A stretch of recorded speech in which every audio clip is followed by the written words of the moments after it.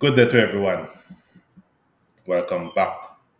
So, today I want to speak about leadership. And I have to smile because, I listened to something and I realized leadership, I have to question the word leadership. So, I went on my phone and found out about leadership.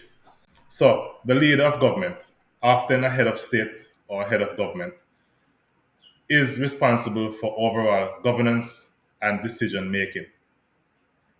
The ministers appointed by the leader oversee specific government departments or ministries and implement policies within their purview. They contribute to the development and execution of the government's agenda. So I'm going to read the first part again. The leader of government, a person who comes and says that they are the leader, is responsible for the overall governance and decision. So sometimes when you listen to certain things, you want to know what's really going on. Because if you're the leader, certain questions that the press asks, those are for you to answer and not a minister or a person who is going to be a minister, which is going to be appointed to a specific department or ministry. So some of the questions that the press asks are not questions for a future minister because the minister would not know the answers to these questions. If in case that a person decide that they're driving a vehicle, that means they're the driver, they're the leader.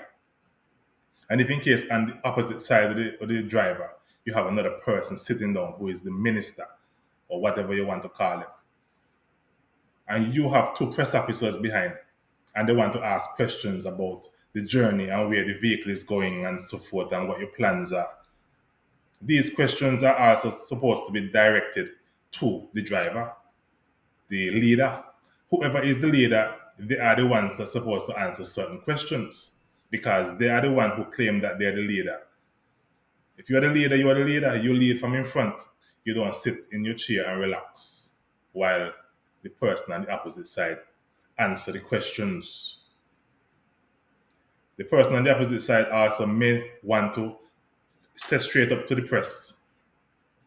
You know, these questions are questions that you may have to ask the leader, and you can't be answering certain questions because these are answers for the leader to answer. And I just said to myself, if people are going to lead, they are going to lead, and that is basically it.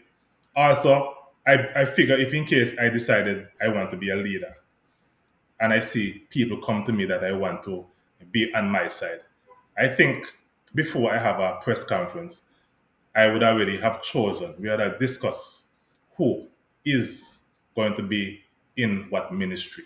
Because the leader is supposed to decide, based upon your qualities and your experience, I want you to be in charge of this specific ministry. So when we have a press conference, you will tell the people that this is the ministry that you're going to represent. So you will speak on matters of that ministry. And if in case that the press is asking you questions outside of your realm, then you tell them straight up that is not part of my ministry that I'm going to represent.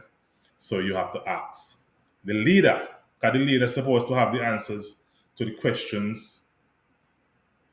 That's what I have to say, because at the end of the day, it is not fair for the leader to just sit one side while a person who is fresh coming in just try to answer all the questions.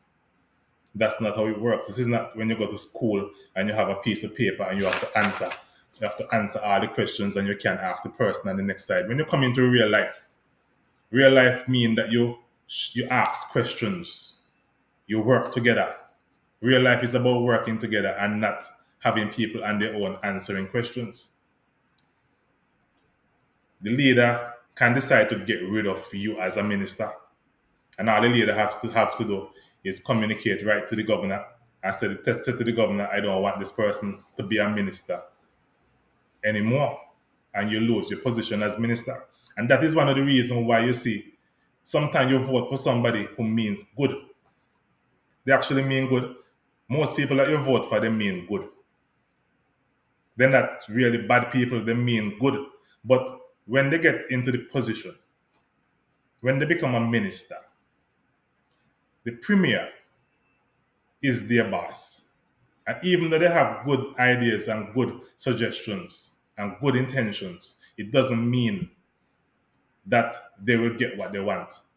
Sometimes these ministers have plans and they have money in their vote, and the premier will come to them and say, I need to take this money out because I need to do X, Y, and Z. Not allowing the person to fulfill their plans and their promises to the people that voted for them. However, majority of the times, these ministers, when they get into a position, they have ambition. They have some ambition, so they would go and take loans to, you know, build or buy or whatever the case may be. And they need the job, so they have to just keep humble and keep their mouth shut because they expect to stay in the position for 5 years so they could pay off their mortgage and so forth. So, because the premier is the one who in charge, you can't go against the premier.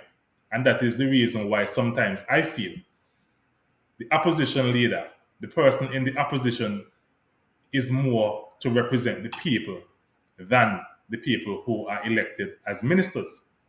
Because the opposition leader is not accountable to no premier and would lose their job. At the end of the day, they are the ones who really fight for the people. So sometimes you believe that you're voting for people to be in a ministry to help you. But sometimes when you're voting, you have to vote for opposition too, because at the end of the day, the opposition is powerful or should be powerful. And personally, I think that the opposition does not get enough credit. And the opposition sometimes do not really understand exactly the power invested in them. And possibly the same pay that the premier is getting, the opposition should be getting the same pay also. So they could understand that their position is more powerful than even a minister. A minister has to humble themselves, otherwise they lose their position. So all I'm saying is that if in case you're leading, you lead, you answer the questions that you are supposed to answer. And the press need to understand that the process and stop trying to make people look a kind of way. Because at the end of the day, you as the press supposed to understand too that this person do not have the answers to which you're asking the questions. And me, the kind of person I am, I will say straight up to the press, yo, you know, that question you're asking me is for the leader. That's how it is. You after you're done say to the press, this is what I want to do, these are my plans, blah blah blah. Then you explain to the press and the press should ask questions. Otherwise, like in America, certain questions you ask they just don't answer. Next. They said next, next. And that's basically it. Because, me personally, I'm just straightforward and that's how I stay. Certain things don't make sense, it just don't make sense. You lead from in front, you don't lead from behind, you don't put me on the side. That's not how it works. Thank you for watching. Take care.